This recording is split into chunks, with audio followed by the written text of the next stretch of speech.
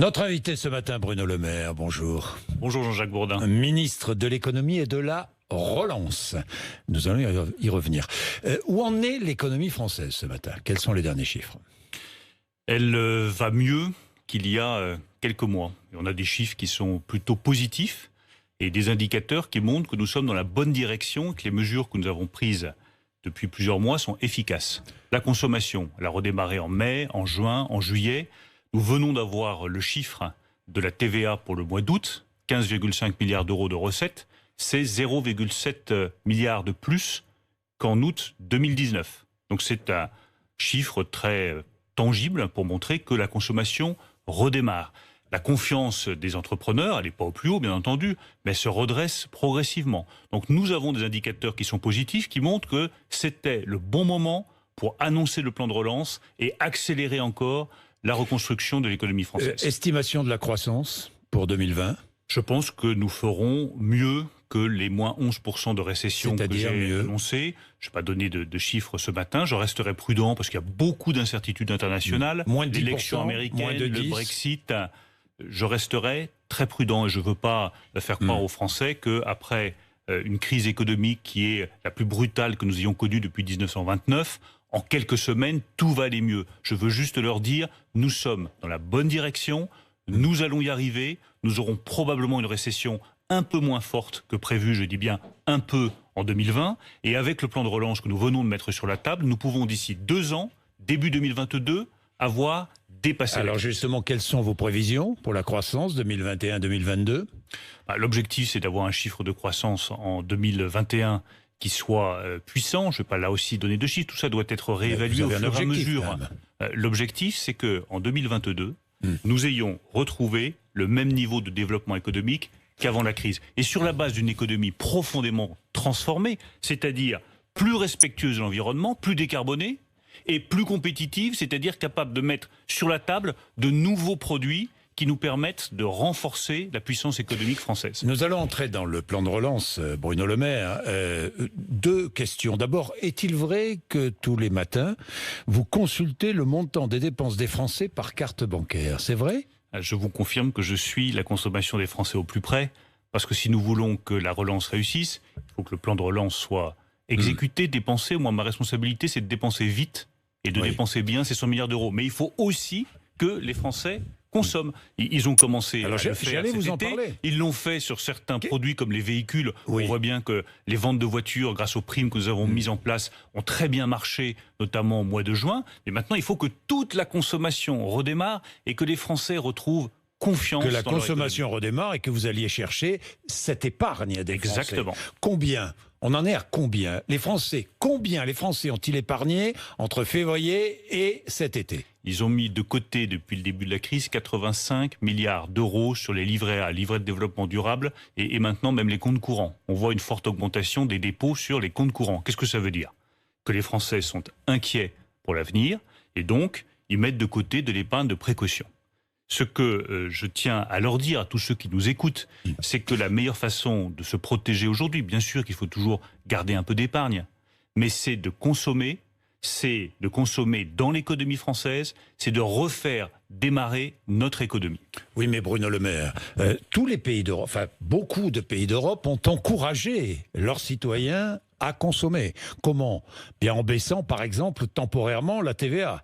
Mais nous avons pris... C'est un choix que nous n'avons pas fait. Non, c'est un choix que nous n'avons pas fait, que nous ne ferons pas, mais pour une raison qui est très simple. Nous avons le taux de TVA moyen le plus faible, ou parmi les plus faibles de tous les pays de l'OCDE. Nous avons beaucoup de taux de TVA réduits. Donc qu'est-ce qu'on fait? Vous baissez la TVA sur un produit. Je ne suis pas sûr que ça incite beaucoup à la consommation. En revanche, ça coûte très cher pour les finances publiques, et c'est de l'argent qui aurait pu être mieux employé, par exemple sur le soutien à l'industrie, sur le soutien aux ferroviaires, sur d'autres politiques ou sur le soutien à l'emploi. Donc je ne pense pas que ce soit la bonne mesure. Mais nous avons pris des mesures de soutien à la demande. Regardez les primes à la conversion pour les véhicules. Regardez la prime de 7 000 € pour l'achat d'un véhicule électrique. Ça a marché. Les Français ont dépensé de l'argent et ont acheté des véhicules. La seule chose qui compte à mes yeux... Cette prime sera prorogée, sera dans le temps. La prime sera prorogée sur le véhicule électrique, Sur le véhicule hybride rechargeable, il y a une prime de 2000 € qui a été mise en place. Prorogée en 2021. Elle sera prolongée en 2021 avec des montants qui seront différents. Je le dis tout de suite. Plus important, moins important? Ils ne seront pas plus importants puisqu'il y avait eu un effet de démarrage, mais il y aura toujours en 2021 des primes sur les véhicules électriques très significatives, sur les véhicules hybrides rechargeables très significatives, d'autant plus que nous en produisons beaucoup en France. Prenez les véhicules 3008 par exemple de PSA, ils sont produits en France, c'est légitime que nous les soutenions. Mais si nous voulons que les Français dépensent leur épargne, il y a une condition sine qua non, c'est que nous leur garantissions qu'il n'y aura aucune augmentation d'impôts. J'allais y venir. Parce que si les Français se disent... Garantie pour combien de temps? Garantie pour le temps où je suis ministre de l'économie et des finances. Tant que vous serez ministre de l'économie et des finances, il n'y aura pas d'augmentation d'impôts en France. Tant que je serai ministre de l'économie, des finances et de la relance, il n'y aura pas d'augmentation d'impôts en France.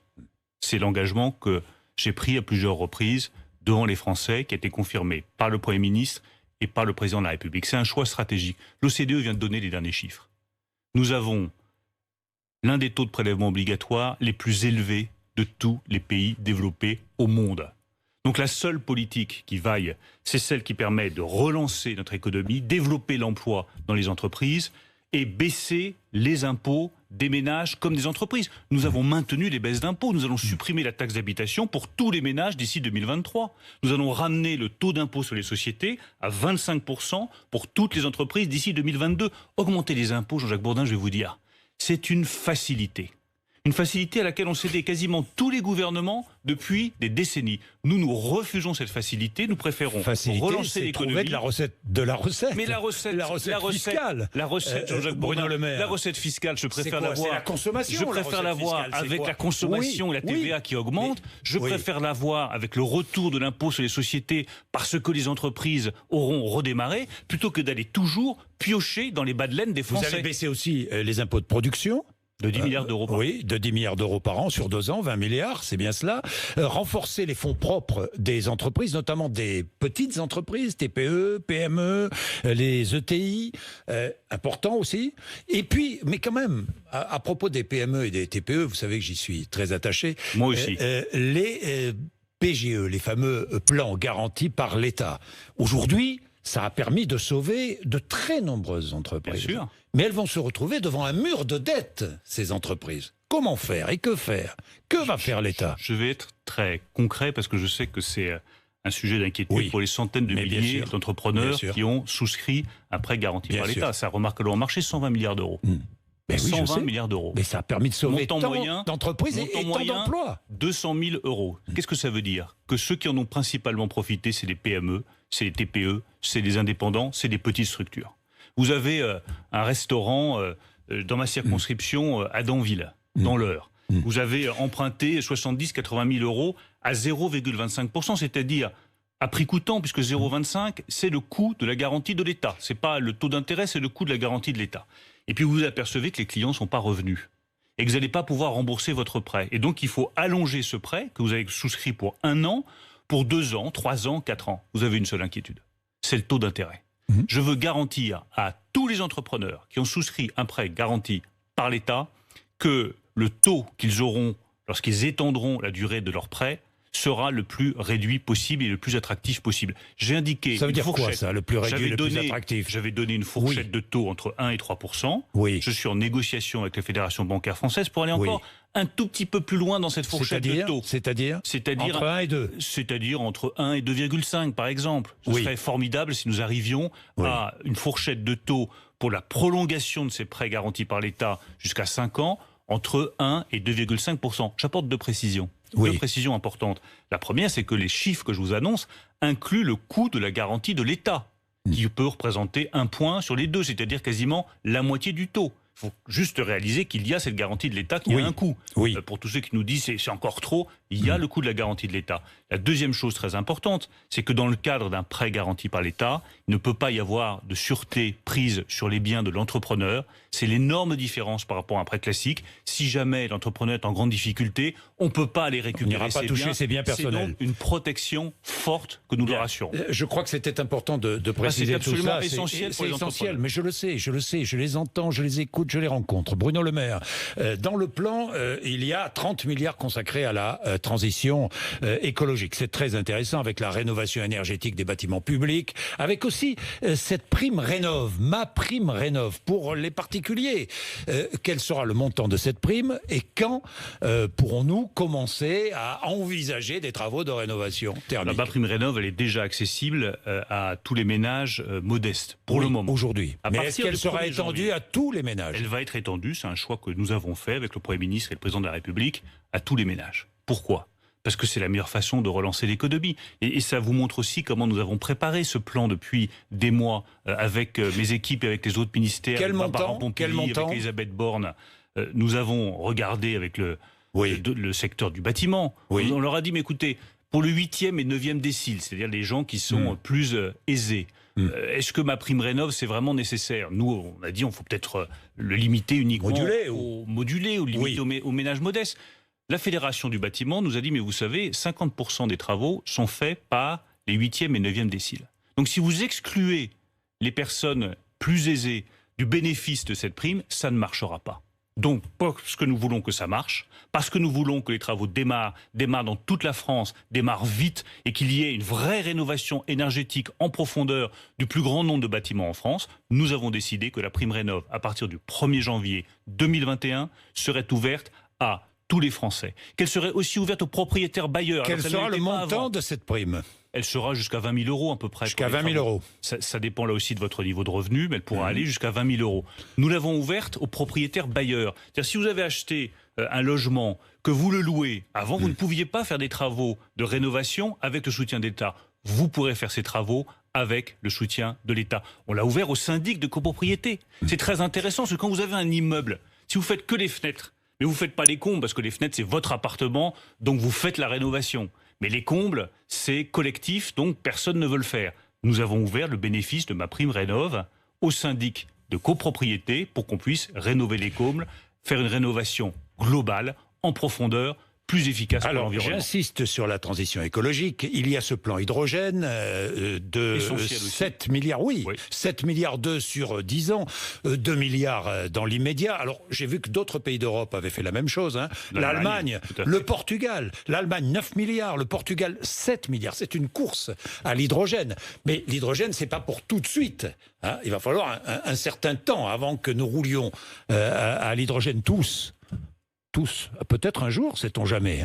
C'est de toute évidence. Je rappelle que c'est une façon. Le vecteur d'énergie le plus prometteur. Ça permet de stocker l'électricité. Et demain, exactement. Ça permet de stocker l'électricité, Bien sûr. la combustible, et ensuite d'avoir le moins d'émissions de CO2 possible. Oui. Nous avons fait un choix absolument stratégique, en tirant les leçons des erreurs du passé.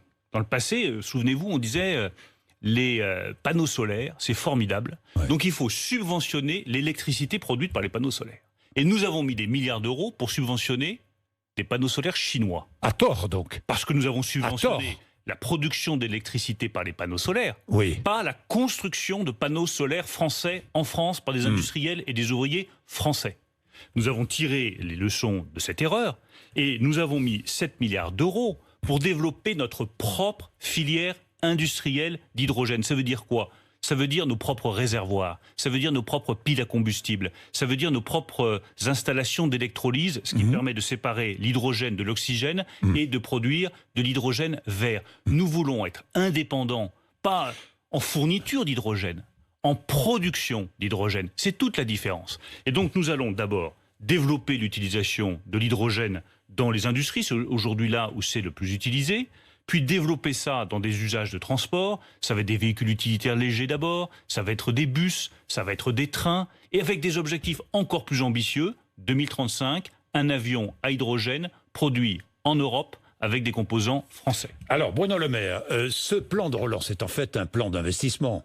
Vous serez d'accord avec moi, c'est un plan d'investissement pour préparer la France. Pour préparer la France. Alors dans les transports, vous venez d'en parler, on va encourager les trains de nuit, le fret ferroviaire, gros effort, les petites lignes aussi, le vélo aussi. Nous allons effectivement rouvrir les trains de nuit, ce qui est propice au rêve. Plusieurs trains de nuit ou... Au moins, on va démarrer par le Paris-Nice, qui est une ligne qui est intéressante pour ouvrir un train de nuit. Ensuite, il faut garantir qu'il y ait un minimum d'équilibre économique dans ces trains de nuit. Mais la première ligne qui est envisagée, c'est le Paris-Nice. C'est le Paris-Nice. Bien.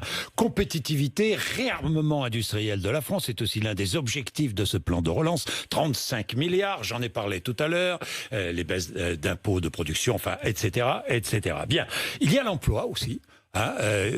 L'emploi, gros effort aussi, 35 milliards consacrés à l'emploi des jeunes, la formation aussi, les apprentis, enfin des primes, 4 000 euros, c'est cela, si on engage un apprenti, 4 000 euros si on engage à moins de 26 ans. 8 000 euros sur un apprenti de plus de 18 ans, 5 000 euros sur un apprenti de moins de 18 ans, et effectivement une prime de 4 000 euros pour tout jeune embauché en CDI, jusqu'à 26 ans. Jusqu'à 26 ans. Vous voyez, on fait le maximum pour soutenir l'emploi des jeunes. Bruno Le Maire. Mais la contrepartie, c'est l'emploi.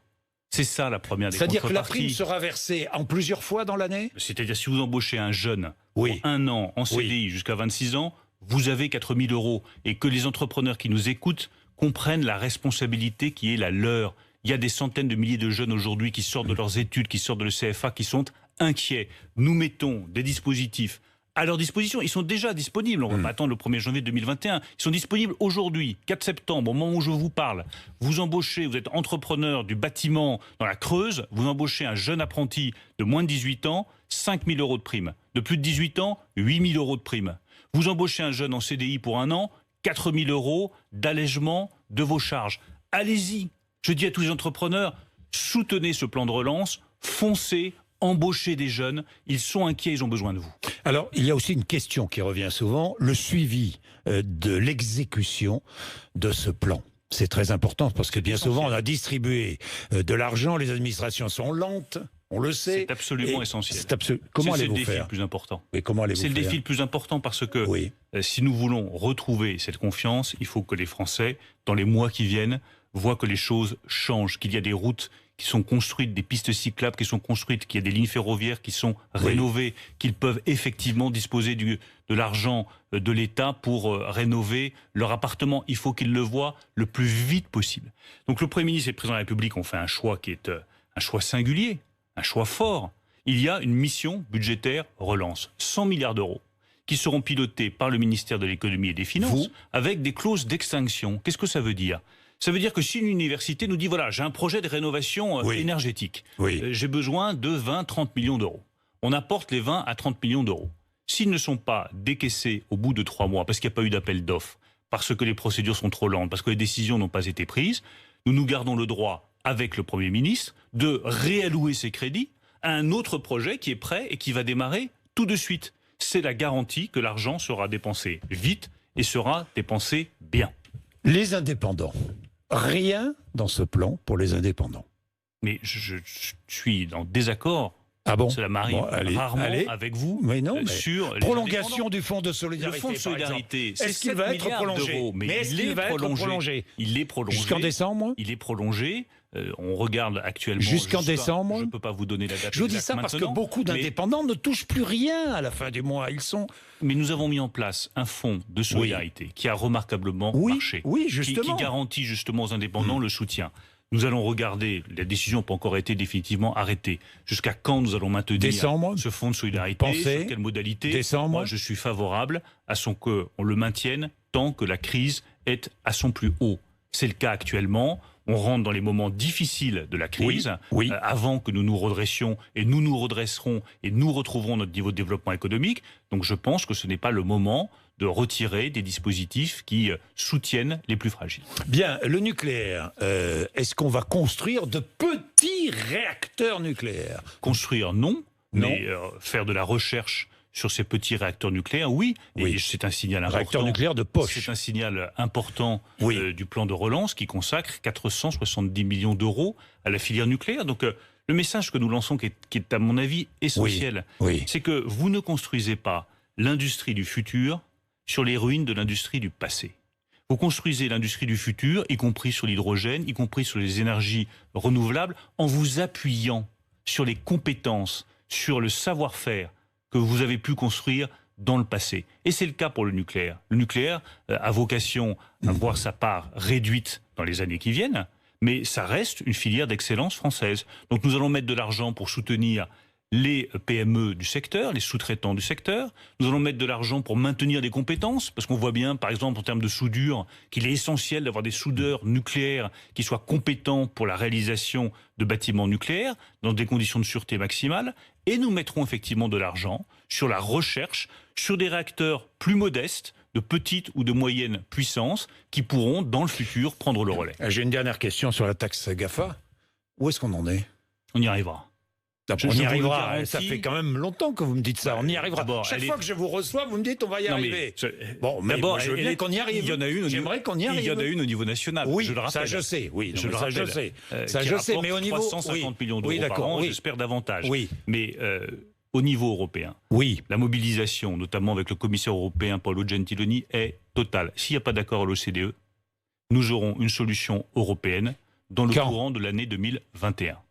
Mais j'espère que nous arriverons malgré tout à une solution à l'OCDE. Pourquoi ? Qui sont les grands vainqueurs de cette crise ? Les seuls qui tirent leur épingle du jeu, c'est des gens du numérique. Chez vous, je vous pose la question. Votre tablette, vous allez sur les sites. Donc bien sûr. Ça a très bien marché pour eux. Très bien. La capitalisation boursière d'Apple aujourd'hui, elle est supérieure à celle des 40 plus grandes sociétés du CAC 40 français. Donc c'est dire à quel point il y a aujourd'hui la nécessité. Il y a encore des réticences en Europe. Il y a encore des réticences. Il y a surtout des réticences aux États-Unis. Oui. Plus qu'en Europe. En Europe, elles sont en train de tomber les unes après les autres. C'est une affaire de temps, de persévérance, de constance. Mais je pense que sur ce sujet, comme sur d'autres, nous avons fait preuve de persévérance, de constance. Il y aura une taxation du numérique dans, je l'espère, les mois qui viennent. Merci Bruno Le Maire d'être venu nous voir ce matin, ministre de l'économie et de la relance. 8h55. Lundi matin, Gérald Darmanin sera là, notre invité, le ministre de l'Intérieur.